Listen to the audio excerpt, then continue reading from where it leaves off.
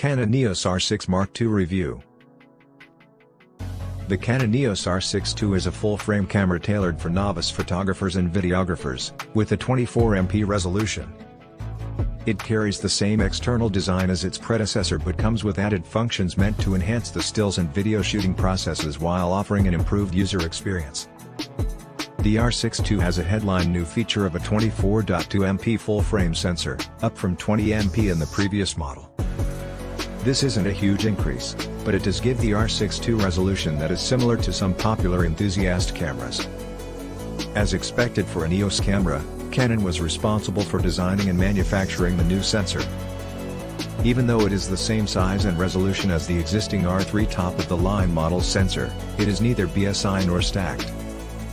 However, there has still been a reported improvement in rolling shutter performance compared to the R6 sensor. It can shoot at up to 40 fps with its electronic shutter while reducing to a 12-bit readout. The R6 II records oversampled UHD 4K 60p footage from the entirety of the sensor, with no additional cropping. Additionally, 4K 60p can be recorded from an APS-C crop of the sensor. Seemingly, thermal performance is improved in both instances.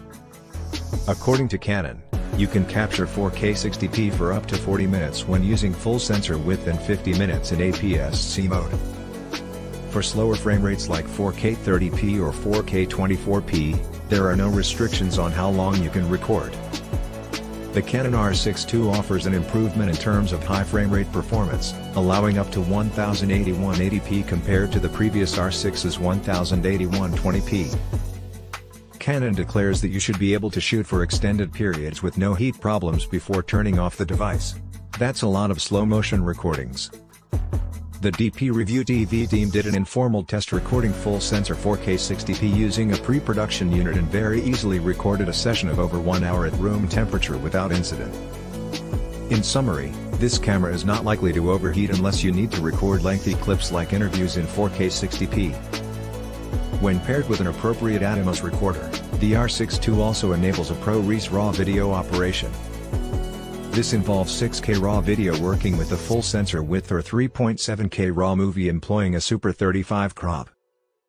When utilizing the external RAW workflow, the camera can internally store full HD proxy files at the same time. Since we could not check support on our pre-production model, help from Atomos is usually declared along with the new camera launch. Besides, you'll find various horizontal and vertical aspect ratios and an incorrect color display for determining a scene's exposure in an easy way. Moreover, you are able to cache and pre-record videos for 2 or 5 seconds before activating the record button. Canon says that the R6 II has more machine learning algorithms integrated into its autofocusing system, which are largely based on their advanced EOS R3 model's technology. This should lead to better tracking performance while focusing on the subject.